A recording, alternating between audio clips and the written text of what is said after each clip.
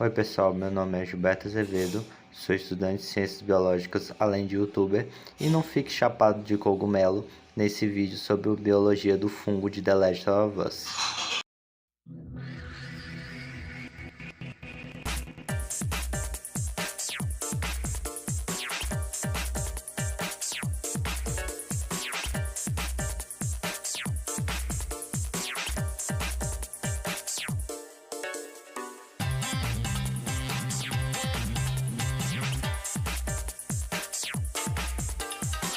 Ei pessoal, só passando aqui para explicar o porquê que eu tive que apagar e repostar o meu último vídeo 3 vezes. É por causa de direitos autorais, por causa que eu usei um vídeo da FIFA que eu não poderia ter usado, mas eu reeditei de novo para não dar problema aqui no YouTube. Eu só espero que esse vídeo também não dê problema, eu tenho que reeditar 3 vezes de novo para colocar, porque isso dá muito trabalho. E valeu pessoal, e continue com o vídeo. Oi pessoal, e hoje eu estou aqui com essa máscara para não me contaminar com os esporos do fungo, pois hoje nós vamos falar sobre o fungo de The Last of Us. Lançado exclusivamente para PlayStation 3 em 2013, The Last of Us marcou toda uma geração de jogos de videogame, estabelecendo um novo patamar no ramo de entretenimento virtual ao trazer uma experiência única que mistura sobrevivência e desenvolvimento de personagens icônicos e um jeito singular de apresentar uma praga que dizimou a civilização moderna.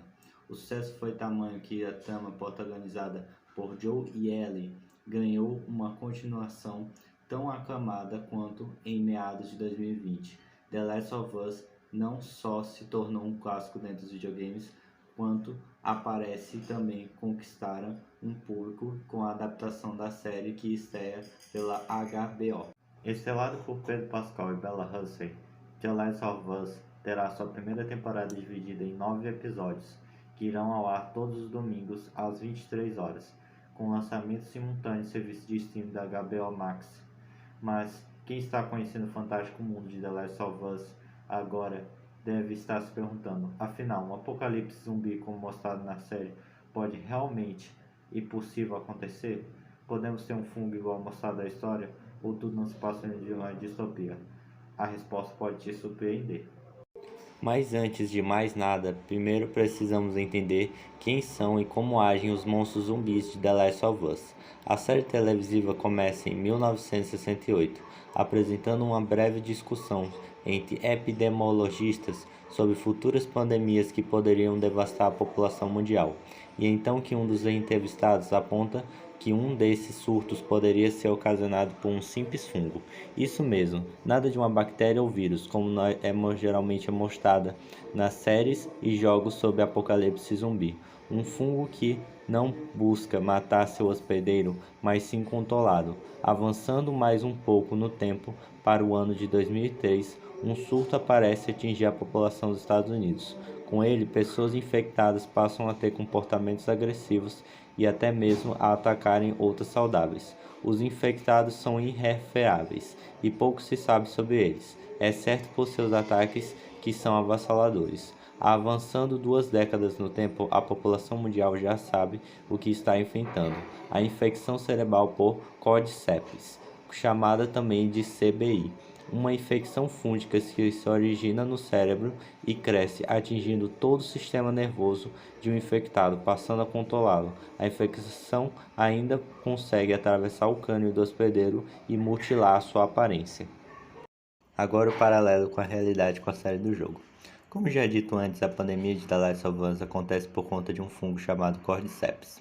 O que poucos sabem, porém, é que ele existe no mundo real e inclusive serviu de inspiração para Neil Druckmann, criador da trama, desenvolver seu mundo pós-apocalíptico.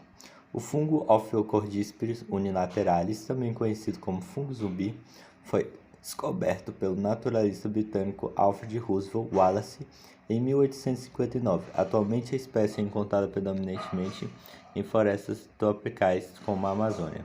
Ele infecta formigas carpinteiras da espécie Capornatus guttatus, que se alimenta de fungos e vive em locais quentes e úmidos, ambientes que facilitam a sua proliferação.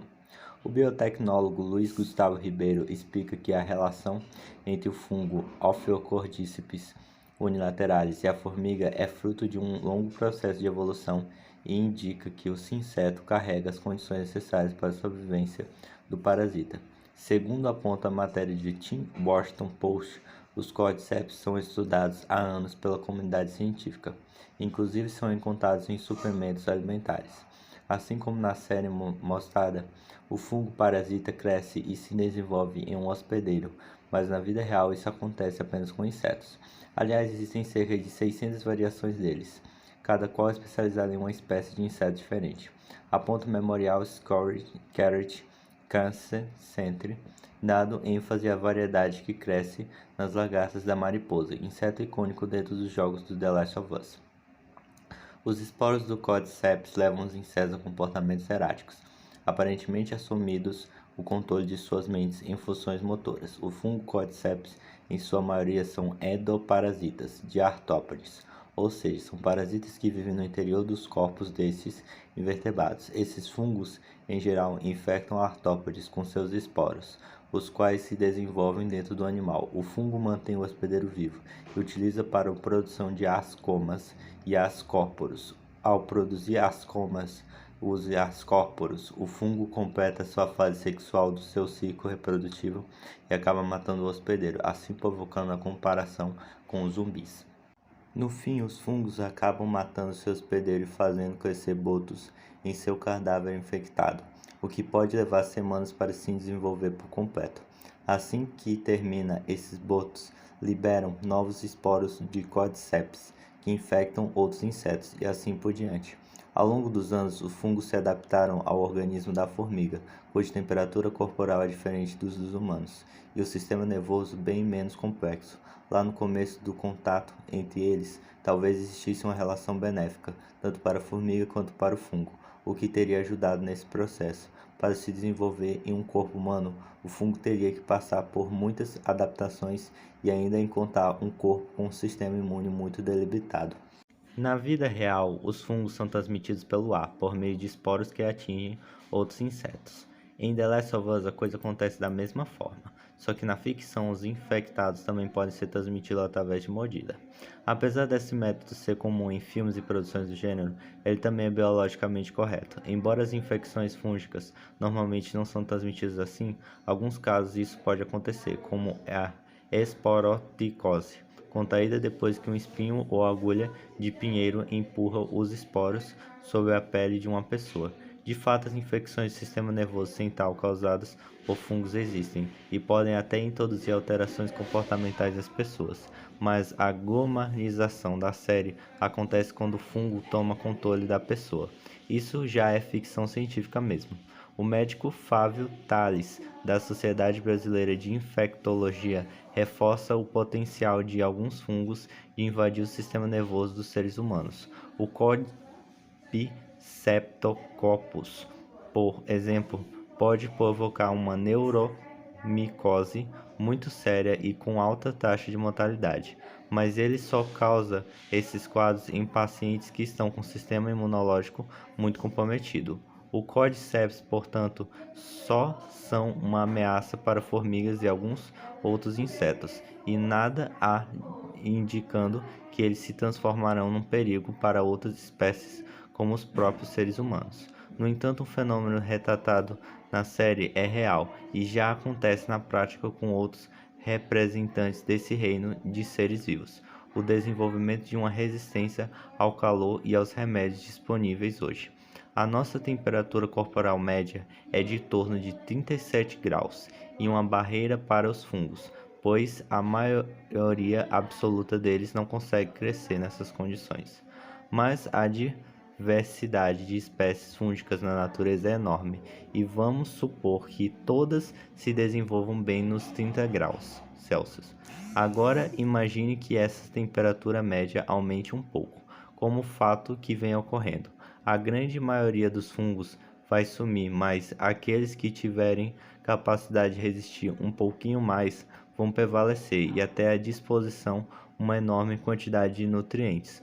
Ou seja, de pouco em pouco os fungos resistem ganhariam a capacidade de sobreviver e a temperatura cada vez mais próxima ao do nosso corpo. Com isso, explica o pesquisador, um micro-organismo que não tinha um potencial patogênico passa a ser um problema.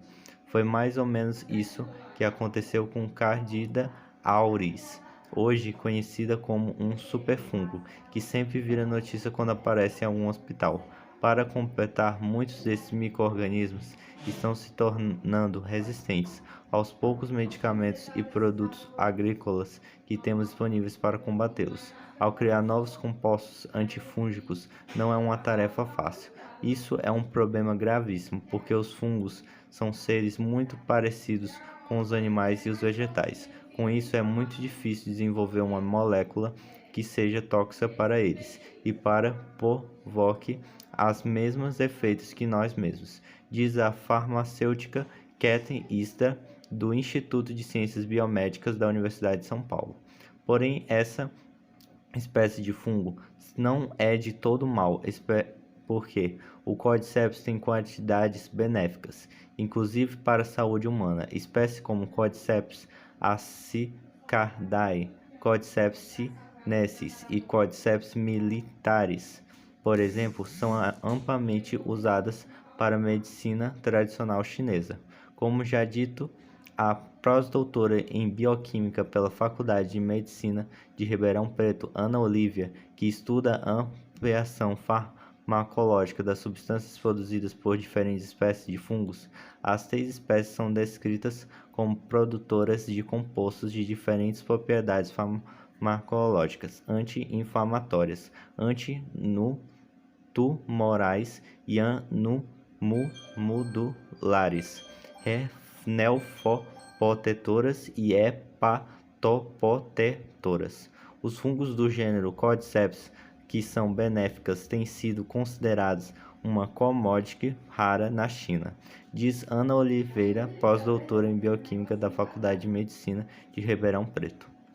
No campo da medicina, o uso de micro-organismos que podem ser nocivos na natureza com base para a produção de medicamentos é algo comum.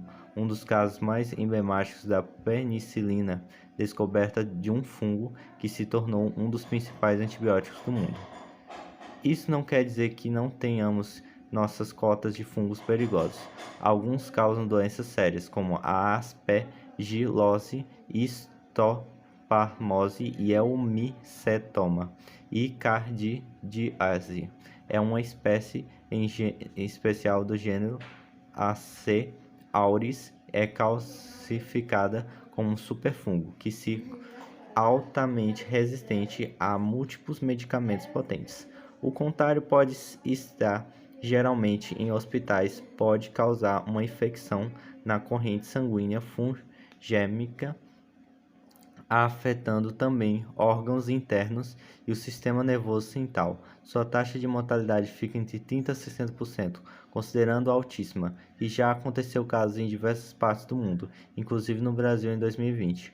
Dr. Neumann explica que um cenário de aquecimento global, outra coisa que nunca vai acontecer, certo? Qualquer fungo conhecido como Cordyceps, Candida ou outros podem sofrer mutações aleatórias. Sempre bom lembrar que eles permitem sobreviver aos organismos mais complexos e com temperaturas médias mais elevadas, como mamíferos, humanos inclusos, e o uso dos mesmos métodos para se reproduzir, incluindo escravizar mentes e tornar os hospedeiros em drones ou zumbis. A parte das temperaturas é acuada. Segundo o Dr. Davis Uger, biólogo evolucionista da Penn State University, que estudou os cordyceps por mais de 20 anos, insetos como formigas tendem a induzir uma febre comportamental para reduzir as chances de infecções. Porém, com a terra ficando mais quente, o ambiente proporcionaria chances do fungo apresentarem mutações, que poderiam ou não aumentar sua chance de sobrevivência. Mutações nocivas matam os espécimes, as neutras não sabem nem descem, os beneficiam, mesmo as mínimas, permitem que as variantes passem seus genes adiante e os tornem dominantes. Claro, isso na teoria dentro do mundo The Last of Us. Na prática, os fungos dos genes Cordyceps e Onychopodiceps estão adaptados a infectarem organismos onde de magnitude mais simples do que humanos, e além disso, eles se proliferam quando há um número excedente de hospedeiros, potenciais no ambiente, de novo, os classificado como agentes de controle ambiental, impedindo o desequilíbrio do ecossistema. Se toda a população do planeta fosse infectada por um fungo, como a da série e dos games, isso levaria à sua própria extinção. Lembrando que o Cordyceps também pode ser parasita, controlando sua exposição. No mais, o cérebro das formigas zumbificadas não é invadido pelo fungo. Ao invés disso, é inundado por substâncias para exercer o controle sobre o hospedeiro. Manter a vítima viva por tempo suficiente para o fungo crescer e espalhar seus esporos é essencial, mas eventualmente ela vai morrer. O hospedeiro na parede que Joe e Tess encontram no metrô no primeiro episódio seria um exemplo de como a infecção real poderia ocorrer, se fosse possível. Hoje o Dr. Ugres mudou o foco da sua pesquisa para o combate ao aquecimento global, no que ele considera hoje o estudo de patógenos parasitas como Cordyceps, uma distração do nível de arrumar as cadeiras do Titanic enquanto ele afunda, quando enfrenta mudanças climáticas. Apesar das fungos não liderarem a lista de inimigos que podem exterminar a humanidade, o inverso está mais próximo da verdade. Um grave vilão para o fim dos fungos, ao menos os benéficos, já estão entre nós, é o aquecimento global, o que pode estar afetando diretamente organismos que agem na decomposição da matéria orgânica morta, por exemplo. De acordo com Pag Claudio, pesquisas sugerem que as mudanças climáticas causam declínio que reprodução e desempenho de espécies de fungos que são essenciais para a reciclagem do meio ambiente. Ao mesmo tempo, as espécies causadoras de doenças em animais e plantas devem aumentar ou ampliar seu alcance geográfico com as mudanças climáticas que têm a atividade humana como a principal causa. Assim, aponta a pesquisa publicada na revista científica Ecological Society of America em 2018, vinculada na National Library of Medicine, que mostra os impactos das mudanças climáticas na diminuição de sua fase de ciclo de vida dos fungos decompositores no meio ambiente. Por outro lado, as mudanças climáticas criam um cenário ideal para o fungo que realmente pode assumir um posto de vilão para os seres humanos e animais, como o fungo comedor de carne registrado nas zonas áridas dos Estados Unidos, que em casos graves pode acometer o cérebro e levar à morte de pessoas como eu e você. Raramente isso acontece, mas acontece. Em um cenário de alto aquecimento pode existir um aumento de 50% de casos de quebra e a expansão do fungo para outros locais. Mas aqui em nosso solo, o fungo Sporrout brasiliensis, que inicialmente infecta gatos no Rio de Janeiro, ocasionando feridas nas suas peles, passou a procurar por ser espalhado para outros estados e começando a afetar humanos e cães. A causa mais provável: desequilíbrios ambientais causados por seres humanos e ocuparem o desmatamento mais áreas da natureza. Mas, então, o fungo pode ou não pode infectar humanos? Por um lado, especialistas garantem que não há registro de mamíferos infectados pelo fungo. Por outro, elas ressaltam que não se pode prever que uma mutação como o que aconteceu na série jamais ocorrerá, uma vez que a evolução adaptativa dos fungos é constante. A chance de ocorrer uma infecção em mamíferos nos próximos séculos é remota, se não improvável. Um salto evolutivo dessa natureza levaria milhares de anos para ocorrer, e quando consideramos infecções, é necessário um alinhamento perfeito de condições da tríade agente infeccioso, hospedeiro e meio ambiente. Na trama, os personagens cogitam que a mutação do fungo possa ter se misturado com a comida, em alguns ingredientes simples, mas que poderiam estar em diferentes composições, como farinha, por exemplo. A relação ao hospedeiro, teríamos que considerar a alta complexidade do sistema nervoso de um mamífero em comparação com um inseto, além da temperatura mais elevada do corpo dos mamíferos, que nos ajuda à proteção de várias infecções fúngicas. Já sobre o fato do meio ambiente, seria explicado da forma didática que pode vir a ocorrer, o que já observamos em outras doenças emergentes e reemergentes influenciadas pelas mudanças climáticas. E com isso chegamos ao fim de mais um vídeo, pessoal. E muito obrigado por ter assistido até o final e muito obrigado por todo o apoio que vocês vêm me dando. Isso me incentiva sempre a produzir mais conteúdo para o podcast, para o canal no YouTube e para o blog. E muito obrigado, galera, por tudo que vocês têm feito por mim. E valeu, pessoal, e falou!